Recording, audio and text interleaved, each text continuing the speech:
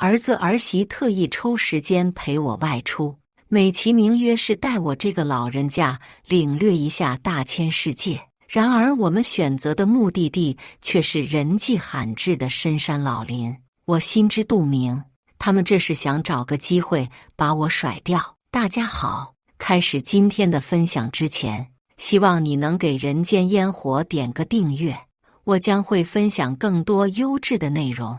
一路上，我听见他们窃窃私语，议论着这地方如何隐蔽。我这个不熟悉地形的老太太肯定找不到回家的路等等。谁让那个警察插手的？上次我被警察送回家后，他们的笑脸就立刻消失了，私下里抱怨着，谁让他多管闲事的，真是麻烦。那老太太怎么就不能安分点呢？我看见她就觉得碍眼。最近，他们更是热心地为我物色了一家养老院，声称是让我在那里享受幸福的晚年生活。他们说那里环境优美，风景如画，我去了肯定会心满意足。何况那里还有很多老年朋友，你一定能找到志同道合的伙伴，总比你一个人孤单地待在家里要好多了吧？听起来是挺好的，但问题是，那家养老院已经有好几位老人离世了，而且还不断有虐待老人的新闻传出。我记得邻居的王大妈，她进去不到1周就没了。官方解释说是因为老人家食欲不振，但在她的葬礼上，我偷偷看了一眼她的遗体，那满身的伤痕让人不忍直视。她的死因，我想已经不言而喻了。那个地方，周围的人都避而远之，他们却如此热衷地推荐。妈，我们已经为你交了费用，不如你今天就搬过去吧。我默默地点了点头，行吧，再不去就不礼貌了。只要你们不后悔。他们笑的那叫一个灿烂啊。那肯定不会啊，是吗？忘了说了，我其实还有一个身份，祖传挡灾人。把我赶出去，那他们一家子就要倒大霉了。但他们不知道啊，这不见我答应了，天还没亮就着急忙慌地把我送出去。最让人吐的是，明明做了恶心的事，还非得要标榜自己多孝顺。今天早起送咱妈去养老院享福去了，我们寻思着妈也老了，不能跟着我们住那么小的一屋了。虽说为了妈，我们每个月都要花上大几千，但值得呀！我呸，真是又当又立。早知道我会生出这么个货色，当初就是不要命了也要剁了他。我早年丧夫，这个家就靠我一个人撑起来，省吃俭用，一人打3份工，忙到飞天遁地，赚钱供他上学，好不容易有点熬出头了。他也到了要结婚生子的年纪了，我头发都白了，还得帮他凑够了老婆本，给他配了一辆车，最近几年还给他买了房。我自认为做到了一个母亲该做的，可他呢，没良心的东西，只是因为自己工作稍微不顺了，就嫌我碍眼了，觉得我多吃一口就让他钱包干瘪了。他怎么也不想想，他给他老婆制造浪漫惊喜的时候，钱是谁付的？他们2人一起出去过2人世界的时候，钱是谁付的？还有他老婆生孩子、坐月子、儿子办满月酒，甚至奶粉尿不湿的钱，都是谁付的？现在觉得我没利用价值了，就想一脚踢开我。某天晚上还和他老婆一起吐槽我，说我走路都不怎么利落了，万一摔了呢？像我们楼上的苏大妈，那一跤摔了后上医院花了多少钱？10来万啊！关键是还没治好，还得回家休养，每天翻身端屎盆子喂饭，麻烦的要死。那我们以后还怎么做人啊？我差点气晕过去了。我不过走路扭了一下，他们想象力都能丰富成这样，然后火急火燎地开始盘算把我送走。别以为我不知道，他们是没钱打起了我的主意。这不，我前脚刚走，就有人搬进了我的房间。这样他们每个月就能多1000块钱。我装作不知道，跟着他们一起去了养老院。到了那里，我才知道，我以为我儿子是畜生，现在看来他是畜生不如。表面上说得好，送我来养老，其实是让我在这里打工，伺候那些瘫痪老人，不干活就没饭吃，还规定我要是快死了，务必要给我极力抢救。不是他们孝顺，而是他们要把我身上的器官趁我还活着的时候卖掉，肝肾心脏还有值钱的眼角膜，能卖的都卖，甚至连我的遗体捐赠同意书都伪造好了，就等着我什么时候闭眼了。真好，真他妈好！既然他们这样不做人，那我也不要怪我狠心了。我直接撤销了身上的党灾符，老娘不干了！从今天开始，不孝子孙们，你们自求多福吧。没了那党灾符，老娘是一身轻松，手不麻了，腿脚也利索了，整一个神清气爽。以前想着为了一家人好，觉得我苦点也没关系，现在呵呵了，他们都是一帮畜生，我还瞎操那份心干什么？住在这里，至少我不用每天天还没亮就早起给他们全家做饭，也不用满屋子捡他们乱丢的脏衣服和臭袜子。这帮懒胚明明有手有脚，却不愿意干活，天天睡到中午才醒，让我把菜饭热了又热。要是我自己提前吃了，还会暗讽我是不是给自己开小灶，给他们吃我剩下的。没办法，我只好熬到中午和他们一起吃。很多次我低血糖都发作了，他们看到以后就特别嫌弃地说：“妈，以后你要是感觉身体哪里不舒服，你就到外面去透透气。就是万一死在这里了，那怎么办？这房子以后还要给我儿子当婚房的呢。”妈的，这是人说的话吗？我气得差点一口气没缓过来。我很早就知道他们看我不顺眼，平日里就各种折腾我。明明有洗衣机，非得要我手洗，说手洗了干净；明明有自动拖把，非得要我弯腰擦，说那样不会把地板弄坏。我寻思着我老了，但也没有残，能帮一点是一点。可他们背地里是怎么说我的？他们说：“你看咱妈每天都这么累了，怎么还不死啊？她不死了，我们这房子还怎么卖？之前和养老院签的器官捐赠该怎么办呢？”瞧瞧，这是我一手养大的好儿子会说出来的话。现在把我送到养老院，那叫一个开心啊！说这里多好啊，妈你都有伴了。你看这房间还有电视机，你在这里可以想看几点就几点，也不用顾及我们了。以后我们每个礼拜都会来看你的。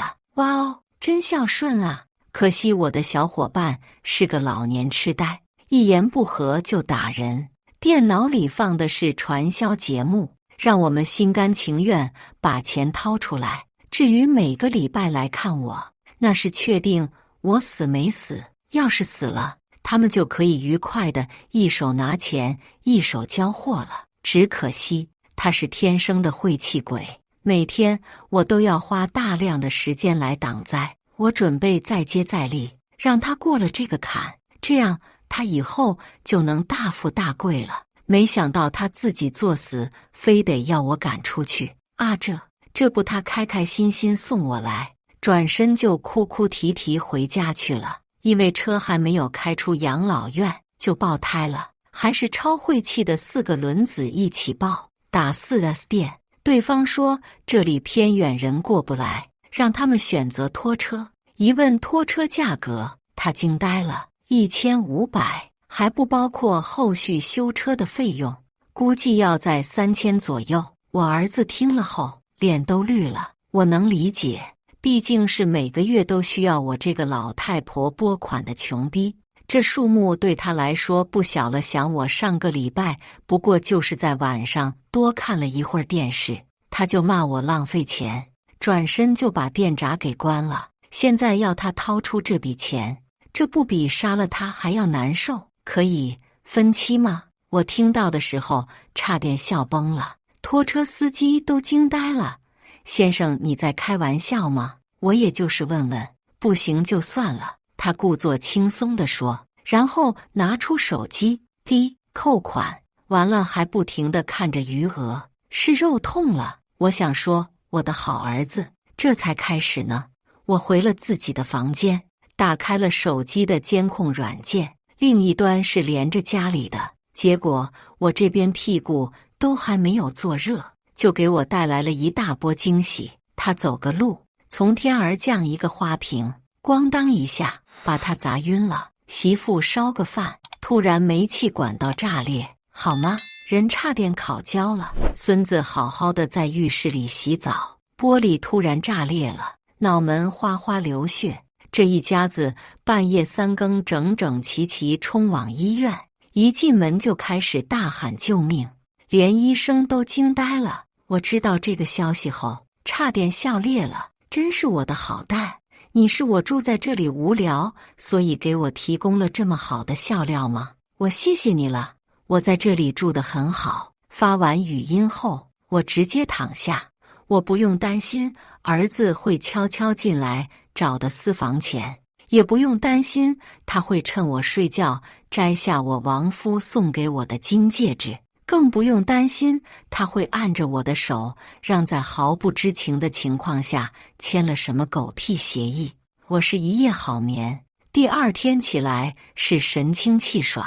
叮，一条信息来了。上次他借口我浪费电后，就把我的老保卡带走了，但扣款信息我这里还是看得到的。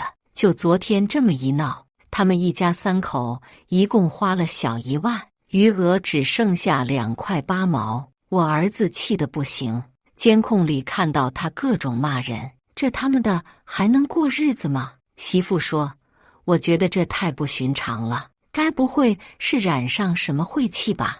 艾玛，你可真是个大聪明，可不就是吗？对，赶紧找个人来看看。他们一通在网上搜索，找到了一个叫全真大师的人，拿起手机一阵输出，下一刻我的手机就响了。没想到吧，我就是那个大师。早年我养活这龟儿子亚历山大，就寻思着开辟一点副业。有了，我不是挡灾人吗？我能给家里人挡灾，也一样给其他人挡，就专门给人画符。起初还有人不相信，觉得我是骗人的，后来是真有效果，口碑开始传开了。不是我吹牛，我在这方面是权威，我称第一就没有人称第二。现在要找这方面业务，我是龙头老大，而且底下客户一大堆，都是5星好评。他能找到我也很正常，只是我不想鸟啊。这不半个小时，他一直兢兢业业、勤勤恳恳地给我打电话，毅力可嘉呀。我随手接了起来，还没开口呢，他那边就开始谄媚地笑了，一口一个大师的叫我。为了不暴露声音，我就嗯了声，刚才忙，没空接。对，您是大忙人，日理万机，那是肯定的。还日理万机，都会用成语了呀，我的大宝贝。这让我不禁想到了有一次，我不过是晚接了他的电话，就被他喋不休地骂了半小时，说我耳背老年痴呆，耽误他的大事。其实能有什么大事？不过是他把文件落在家里了，让我帮忙送一下。明明是求人办事态度，还能那么嚣张？我当时可生气了。现在他这副整孙的态度，让我真的很不习惯啊！大师啊，求你出手相救了，没有你我真的不能活了呀！大师，上天有好生之德，您老是好人，求你帮帮我吧！大师啊，我上有老下有小的，我真的是不知道该怎么办啊！你就是我最后的希望了。此外，我还听到媳妇在一边悄声说什么送礼的。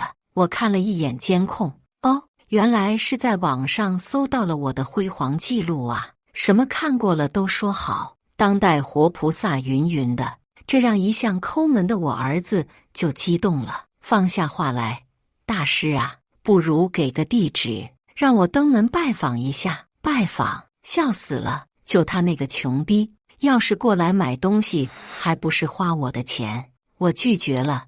最近我在闭关修炼，就算了吧，直接挂掉。我以为事情到此结束了，没想到第二天他居然带着大包小包的上门拜访了。哟，可以呀，我开的公司藏得那么好，都能被他找到。管家知道那是我儿子，问我要怎么办。我笑着说，来都来了，哪有拒之门外的道理呢？何况我那边还缺一个老妈子，他来了，不是正好吗？一进门，儿子就迫不及待地把礼物送上了。大师，一点小意思不成敬意？是小意思，请问你是？我是管家。我儿子都懵逼了。我和管家说了，不要因为是我儿子就心软，一定要狠狠给我教训，这不有了我的首肯。管家面对我儿子的时候，那叫一个趾高气昂啊！人人都想见到大师，但大师是那么容易见的吗？是。我儿子拼命点头，外加一脸谄媚。就你拿的这点东西，算诚意吗？给狗都不要，也好意思拿来给大师？我儿子抓着管家的腿，哪叫一个鬼哭狼嚎啊！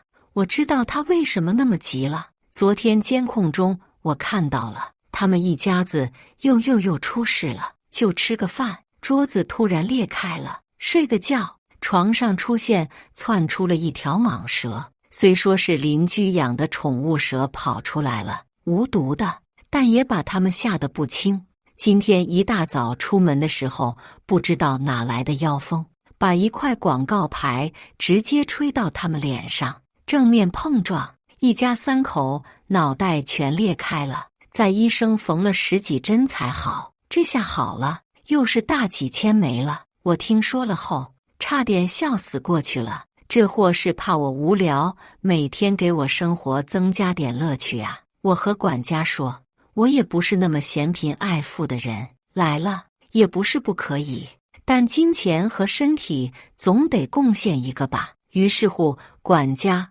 按照我的指导方针，丢给他们了一块抹布、一个水桶，外加一个拖把。来吧，干活吧，什么时候干好了，什么时候就可以见到大师。他们的脸色那叫一个难看啊，可没办法，路就这么一条，只能硬着头皮上。我那公司吧，说大不大，说小也不小，全让他们干活了，真心累。这不没一会儿就腰酸背痛腿抽筋了，躺在地上和个死人一样，一直喊着好累呀，好累呀。我冷哼一声，这就累了？那我这么多年在家任劳任怨的时候，他们怎么就不觉得累呢？还说你不就是在家搞点卫生吗？哪就那么娇气呢？谁家老太太在家不干活呀？我前脚刚拖完地，他们就随便踩进来。我说一句，他们还对我，你再拖一下不就好了吗？现在这种感觉也让他们尝尝了。我一个电话过去，公司的人就哗啦啦进来了，集体把地踩脏，他们尖叫不已。我刚拖的。对呀，那怎么了？再拖不就好了吗？而且这样的戏码，我每天都要上演好几次。我拿起了我的餐盒，边看边吃。呜呼，这一家子憋屈的脸，真他娘的下饭。吃好后我就睡了，一觉醒来，我的卡里就莫名其妙多了2万块。一问管家才知道，原来是那儿子孝敬我的，他想插队。哦，是了，之前因为不想见他，就说他前面很多人在排队，没想到他还有这种歪心思，花钱买通管家，还一口一个他们不容易。你看孩子才多大呀，天天这样遭罪也不是个办法呀。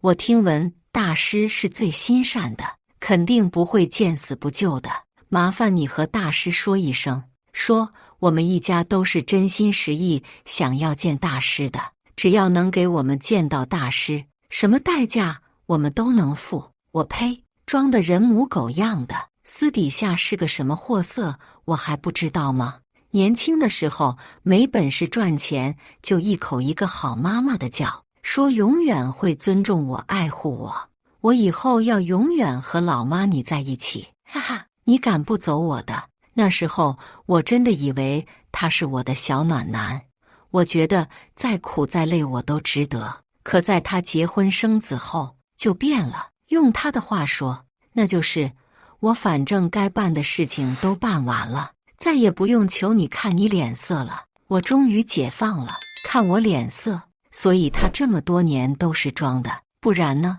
谁天天喜欢面对着一个老太婆呀？行了，你可以走了，别妨碍我打游戏。等我走后还和他老婆吐槽，烦死了。要不是现在还有点用，我早就把他赶出去了。对对，趁着他手脚利索还能帮我们干活，就让他留下，等到以后没用了就把他脚踢出去。老婆你真聪明，呵呵。所以要是真的能见到我了，解决他的问题了，他转身就能报警说我坑蒙拐骗。对于这种人，就得让他最在乎的点上戳。我告诉管家，想见我得加钱。管家也很给力，拿出了一盒顶级珍珠来到了儿子面前，并且告诉他这是我其中一个客户送的，按照这个标准来的话，可以在半年内见到大师。然后又拿出了一条钻石项链，按照这个标准的话，可以在1个月内见到大师。然后还没有然后钱，我儿子的脸都垮了。我懂，他哪来那么多钱啊？于是管家杀人诛心地说，看你情况也不是很急，不如慢慢来。那他哪能啊？回去后就和他老婆一通商量了，第2天就来我这里了，开口就是妈，这里有一样东西要你签字一下。我想问，他就很不耐烦地说，你问什么呀？你又不懂，要是你不想让我死的话，就赶紧签字了。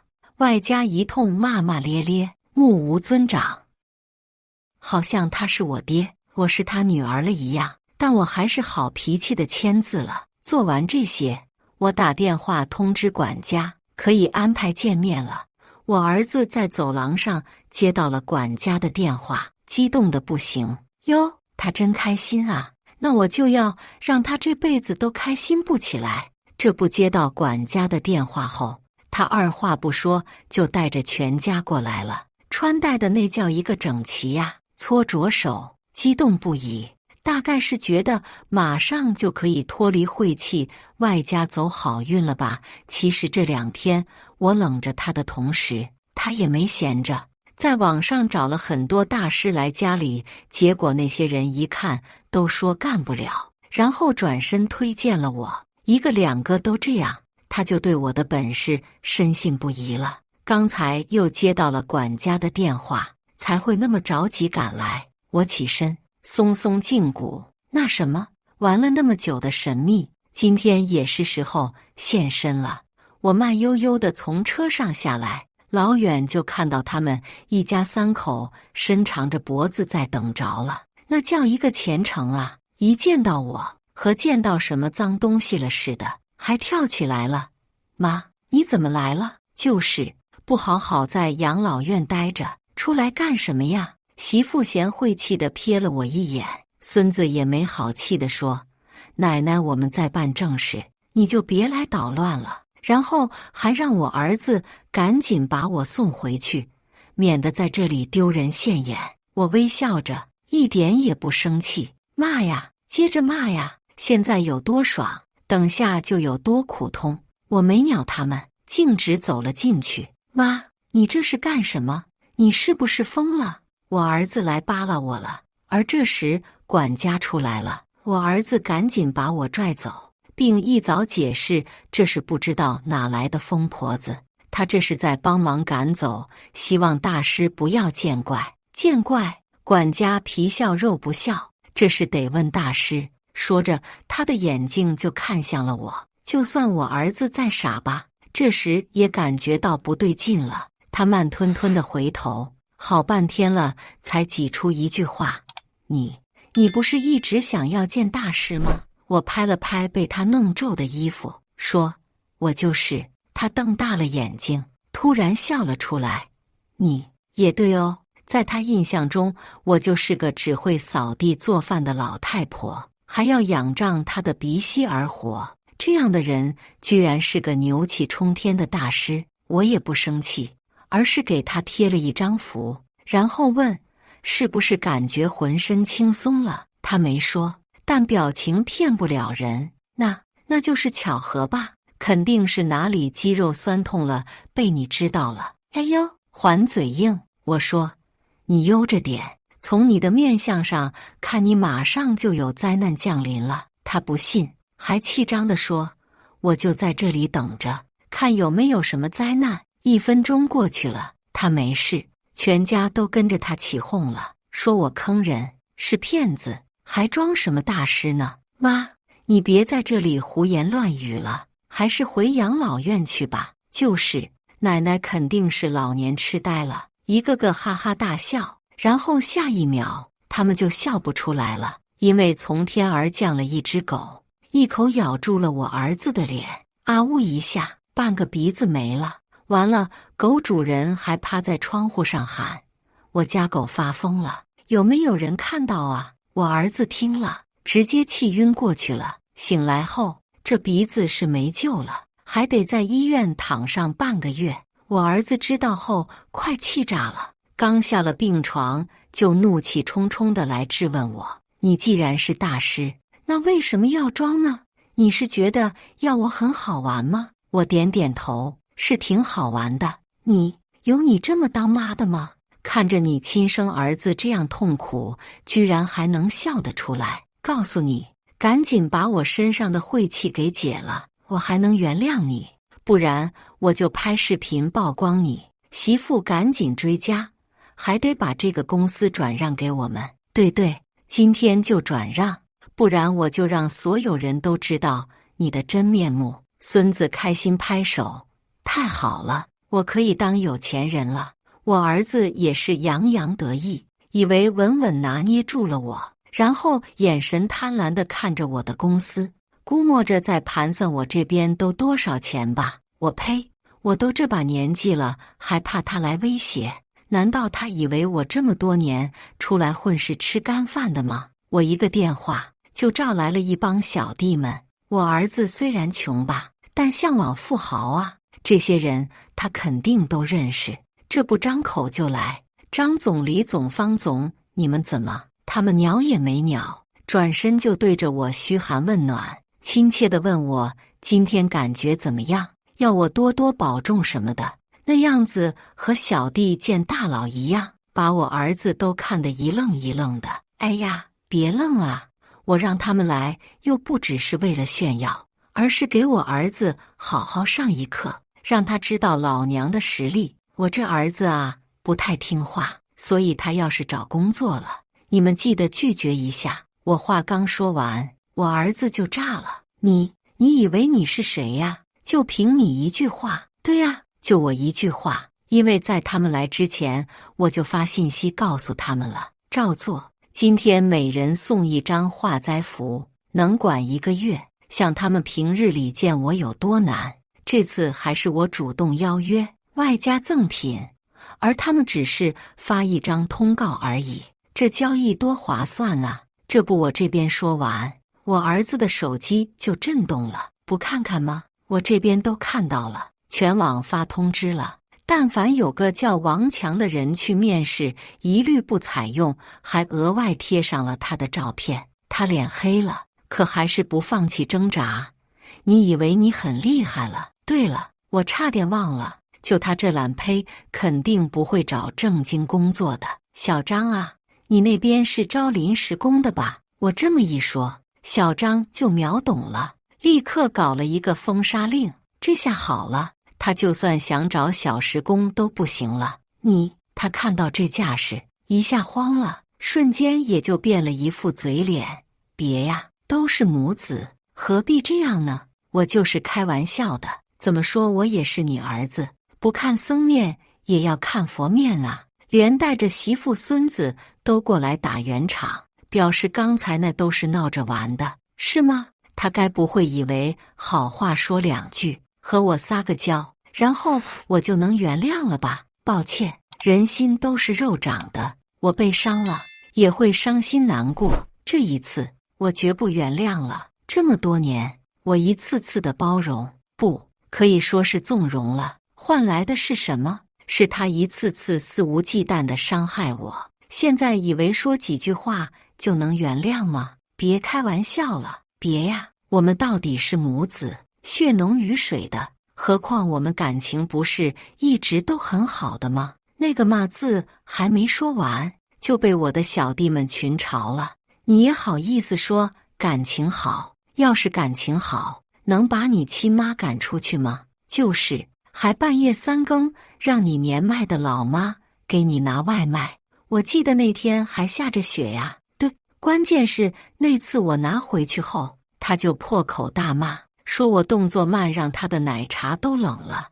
你就不会走快点吗？磨磨唧唧的，稍微走快点能死啊？还用力推了我一下，我很不舒服了。他连看都不看我一眼，最后我没办法，还是喊他们过来，才把我送到了医院，所以他们才会知道我家那点破事。第二天我回家了，我儿子呢，句话都没有问我，而是看了我一眼，说：“今天我想吃牛排，还愣着干什么？听不懂吗？快去做呀！”现在他居然还有脸说什么感情深厚，恶心不？可是妈，别这样绝情啊！我冷笑着打断他的话。现在知道叫我妈了？你每次想要钱的时候就妈长妈短的，怎么现在终于意识到我是你的妈了？他的脸色一阵青一阵白，显然是没想到我会这么说。他尴尬地笑了笑：“妈，你这是什么话？我一直都把你当我妈呀，是吗？”我挑眉：“那你告诉我，这么多年，你有把我当成你的妈妈吗？你有没有一刻是真心尊重我、爱护我？”他哑口无言。怎么说不出来了？我冷笑：“我告诉你，我这么多年对你的好，不是因为你叫我妈，而是因为我是你的妈妈。但是我并不是一定要对你好，你如果继续这样下去，我也不会再管你。”他显然被我的话吓到了，脸色苍白地看着我。他的媳妇和孙子也一脸惊恐地看着我，大概他们没想到我会这么说。我别过头去，不再看他。我知道我这么说可能会让他感到绝望，但我不后悔。我需要让他知道，他不能一直这样依赖我，不能一直这样无理取闹。他沉默了许久，最后他低声说：“妈，我知道我错了，我会改的。”我看着他，心中五味杂陈。这是他第一次向我认错，我不知道他是否能真的改变，但我愿意给他一个机会。好，我记住了你的话，希望你能真的改变。我深深地看了他一眼，然后转身离开。接下来的日子，他确实改变了很多。他开始尝试找工作，虽然一开始并不顺利，但他没有放弃。他也开始学会尊重我，不再对我大吼大叫，甚至开始关心我。我看着他的改变，心中既欣慰又心疼。我知道他这么多年对我那么恶劣，其实是因为他自己的无能和对生活的无奈。现在他开始尝试改变，我希望他能真的变成一个更好的人。时间一天天过去，他的改变也越来越明显。他开始懂得感恩，懂得尊重，也懂得爱护。我看着他，感到无比的欣慰。然而，生活总是充满了未知。就在我以为一切都会好起来的时候，他突然生病了。那是一种罕见的疾病，需要高额的医疗费用。我看着他在病床上痛苦的样子，心中如同被刀割一般。我知道，这个时候他需要我。我也毫不犹豫地为他付出了我所有的积蓄，只希望能让他好起来。他的病情开始慢慢好转，我看着他一天天康复，心中的喜悦无法言表。我知道我做的一切都是值得的。他出院的那天，我们母子俩抱在一起，痛哭了一场。他看着我，眼中充满了感激和愧疚。妈，对不起，我以前那么对你，你还这样对我好。我轻轻地拍了拍他的背。你是我的儿子，我不对你好，谁对你好呢？从那天开始，我们的关系真的开始像母子一样了。他开始真心地尊重我，爱护我，我也开始更加地关心他，理解他。我知道我们的关系还有很长的路要走，但至少我们已经迈出了那一步。我希望未来的日子，我们能像真正的母子一样，互相扶持，互相理解，一起走过人生的每一个阶段。我也深深地明白了一个道理，无论孩子犯了多大的错，作为母亲，我始终都会在他们身边，给予他们无尽的爱与支持，因为这就是母爱的伟大之处。日子在温馨和平静中慢慢流逝，我看着他重新找到工作，看着他的生活步入正轨，心中的满足感不言而喻。每当他看到我，眼中都会流露出深深的感激和敬爱，这让我知道我所做的一切都是值得的。